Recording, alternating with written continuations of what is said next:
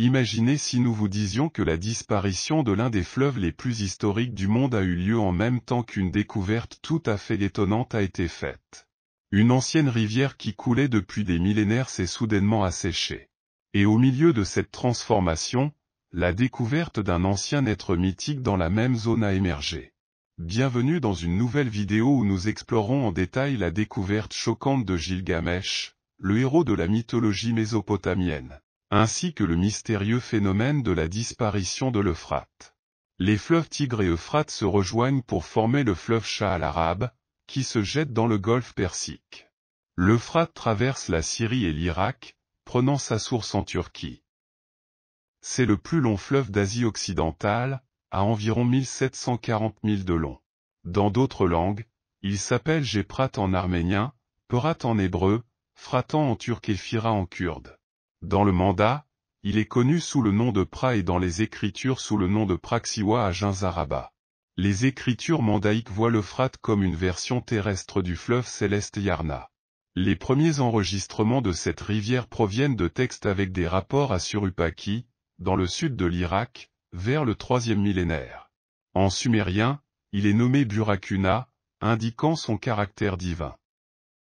Dans ses croyances, l'Euphrate représente le fleuve céleste qui coule dans le ciel.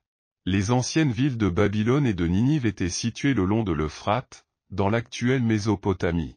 L'Euphrate a joué un rôle central dans le développement de la civilisation humaine dans cette région. Tout au long de l'histoire, la rivière a servi de frontière naturelle entre différents gouvernements et empires, ce qui en fait une zone de grande importance et de controverse.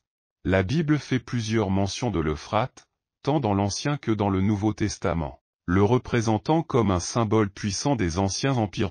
Dans l'Ancien Testament, il est lié au Jardin d'Éden et au lieu d'origine de l'humanité. De plus, c'est l'un des 4 fleuves qui sont mentionnés comme coulant d'Éden après la création. Il servait également de frontière naturelle pour le pays promis aux Israélites, et le franchir était illégal à l'époque.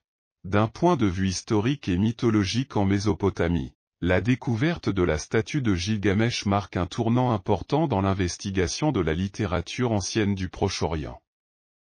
Gilgamesh est un personnage important. Il est mentionné que les rois de l'Est rassembleront leurs troupes avant la bataille d'Armageddon dans un lieu qui fait référence à l'Euphrate. Le Nouveau Testament mentionne également ce fleuve et dit qu'il s'est asséché dans le livre de l'Apocalypse pour permettre au royaume de l'Est de couler sans entrave. Il y a quelques mentions de mèches dans des écrits non cunéiformes, et après que George Smith l'ait noté, le récit du déluge dans l'épopée de Gilgamesh reste un lien ouvert entre la Bible hébraïque et la narration épique mésopotamienne. De plus, un manuscrit des manuscrits de la mer morte appelé le Livre des Géants pourrait contenir le nom du protagoniste héroïque Gilgamesh, comme l'un des plus anciens héros du monde. Gilgamesh pourrait être considéré comme le grand-père des figures héroïques anciennes et modernes. L'épopée de Gilgamesh, un classique littéraire originaire de l'ancienne Mésopotamie, raconte l'histoire de ce roi légendaire.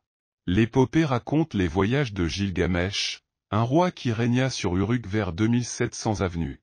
La redécouverte récente de cette épopée a marqué un événement crucial, l'avancement de nos connaissances sur le Proche-Orient ancien. Cela a également changé notre façon d'étudier la Bible hébraïque à l'avenir. La diffusion dans le temps et en plusieurs langues des légendes de Gilgamesh démontre le grand intérêt que ce personnage a suscité dans le Proche-Orient ancien et au-delà.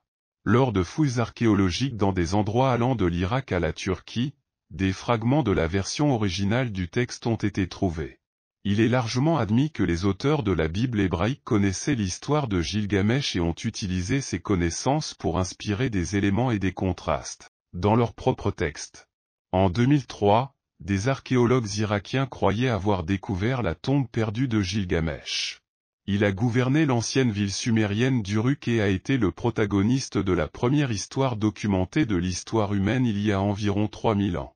Cette histoire, appelée l'épopée de Gilgamesh, a été écrite sur des tablettes d'argile en sumérien vers 2700 avenue. Le récit fonctionnait comme un souvenir de la vie de ce chef d'Uruk, l'une des villes les plus anciennes et les plus puissantes de la région. Il est possible que le nom moderne de l'Irak provienne de l'ancienne ville d'Uruk, bien que cette affirmation soit contestée. L'histoire des aventures de Gilgamesh, sa quête d'immortalité et ses affrontements avec des créatures mythiques, est racontée dans l'épopée de Mèche. En 2003, une expédition allemande a annoncé qu'elle avait découvert ce que l'on croyait être toute la ville d'Uruk, y compris le supposé lieu de sépulture du célèbre souverain, Mèche. Cet endroit était entouré par l'ancien fleuve Euphrate avant que son cours ne change. Selon Georges, chef du département bavarois des monuments historiques à Munich, bien qu'on ne puisse pas dire avec certitude qu'il s'agissait de la tombe de Mèche, elle présente des similitudes avec les descriptions anciennes. On pense que Gilgamesh a été enterré sous l'Euphrate dans une tombe construite après sa mort et le déplacement du fleuve. Cette histoire est conservée sur des tablettes d'argile. Fassbender a expliqué que des techniques avancées ont permis la découverte de l'ancienne ville sous les sables du désert irakien. Des structures ont été trouvées qui correspondaient à celles mentionnées dans l'épopée, telles que des jardins et des habitations. A également mis en évidence la découverte d'un réseau de canaux complexes, éventuellement affectés par des inondations qui ont détruit certains bâtiments. Cela suggère l'existence d'un système avancé dans la région, similaire à Venise mais dans le désert. Les fleuves Tigre et Euphrate ont une longue histoire et sont mentionnés dans les écrits anciens, même dans les prédictions futures. Ces rivières existent depuis des milliers d'années. Le Tigre rejoint l'Euphrate et se jette dans le golfe Persique dans une région appelée près de l'Euphrate, avec le Nil en Afrique. Ces rivières forment le Croissant fertile, une région du Moyen-Orient riche en sol et considérée comme le berceau de la civilisation. Les deux fleuves sont liés à la Mésopotamie, un territoire entre eux et une partie du Croissant fertile. Ces fleuves sont mentionnés dans les textes anciens, notamment la Bible et les hadiths, dans la création et dans la prophétie sur la fin du monde, ce qui montre leur ancienneté. Cependant, ces dernières années, le Tigre et l'Euphrate au Moyen-Orient ont diminué en raison de l'activité humaine et du changement climatique. Ils risquent de s'assécher dans les décennies à venir, affectant l'environnement et la biodiversité. L'épuisement de l'eau a entraîné l'extinction d'espèces et la dégradation des habitats. De plus, ces rivières maintiennent l'équilibre biologique de la zone et leur assèchement a altéré cet équilibre. L'assèchement des fleuves Tigre et Euphrate a eu des effets positifs sur l'archéologie. De nombreux artefacts anciens sont découverts dans ces rivières, dont une ville construite il y a 3400 ans. Cela s'est produit lorsque le réservoir de Mossoul, anciennement connu sous le nom de barrage de Saddam, dans le nord de l'Irak, s'est asséché en raison de la sécheresse persistante dans la région. Cette ville a émergé des eaux du Tigre, plus précisément du réservoir d'Azul. Les archéologues ont trouvé des ruines et des artefacts de l'époque de l'Empire Matan et de l'âge du Bronze, entre 1550 et 1350 avenues. On pense également que le centre urbain, qui contient de grands bâtiments et des palais, pourrait avoir été l'ancienne métropole de Sekko. Bien que ces rivières puissent être menacées à l'avenir, elles sont toujours utiles.